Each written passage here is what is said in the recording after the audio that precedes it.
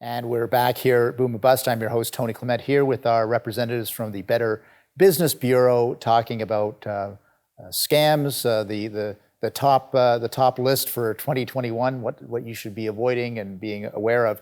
Simone, I'm going to just come back to you. Obviously, the online world is getting more and more sophisticated. So how does the Better Business Bureau help consumers with that aspect of it, that things are moving so quickly, different applications and different services? It seems like a real whirlwind for a lot of consumers, right? Well, the good news is that we've been around for over 100 years. So people can come to us for guidance, for help, for consumer tips, to research an offering.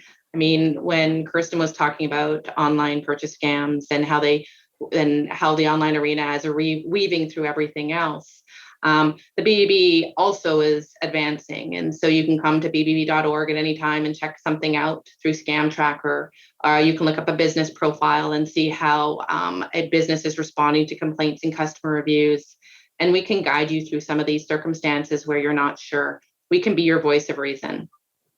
Yeah, and Jessie, I guess as the communications manager, you face this too. Like there's just a lot of people that are, and I'm not saying this disparagingly, but just the online world is so complicated now, and it's so easy to get in over your head. Are you finding that at all, Jessie or Kristen? Yes, absolutely. I think that the more we spend time online, the more comfortable we get, the more trusting we become. And that's the problem, because scam artists are becoming better at creating legitimate looking websites, legitimate looking ads or pop-ups that you can find on Facebook, on Instagram, which can really pull you in, especially if they are announcing amazing below market prices.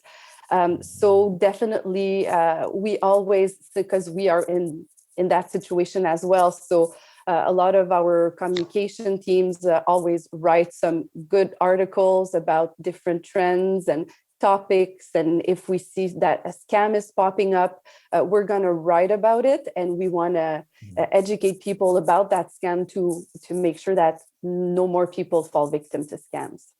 Kristen, you were nodding your head as well. Yes, I think what Jessie said, just people are becoming too trusting as we spend more time online. We actually just talked about an Instagram hijacking scam that included cryptocurrency and the online world, where essentially people's friends were being impersonated, and then they were sent a link to essentially, invest in this cryptocurrency platform, but it was being hidden as, helping a friend out with a survey for a new job, for example. And then they were actually asked to, once they click on the link, their account was then hacked, and then they were asked by the scammer to send them a video to post to actually invest in cryptocurrency. So we're seeing, like I said at the beginning, cryptocurrency is really inserting itself into so many different types of scams. And as the online world continues to advance, as technology continues to advance, as Jessie said, so will scammers' tactics. Mm-hmm. So I think we need to get a sense that we always need to be a little skeptical about what we see sadly nowadays online.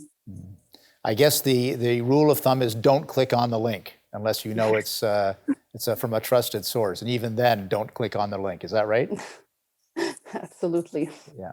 And there is one thing you could do. We always tell people, if you get an unsolicited email, you can actually hover over that link and see where it will be taking you if you did decide to click on it. Again, if it is an unsolicited email from an unknown source, we definitely recommend not clicking. However, there are options out there that you can really just take little simple steps to take to verify if something's legitimate or not. I noticed almost immediately as well, once the Russian invasion of Ukraine started, I started getting emails and other unsolicited communications saying, hey, I need your help, I'm from Ukraine. Have you been starting to see that as well? Absolutely. And that's the sad part about the situation. Every time that there's a tragedy, a war, a natural disaster, scammers are going to take advantage and are going to try to pull on your heartstrings and get you to give out your money.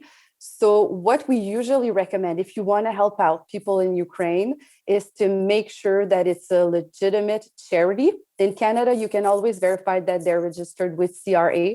And we also have a BBB in London and Ontario who actually vet charities as well. So there are many tools that can help you choosing a good charity to make sure that the money you are giving is going to the right place.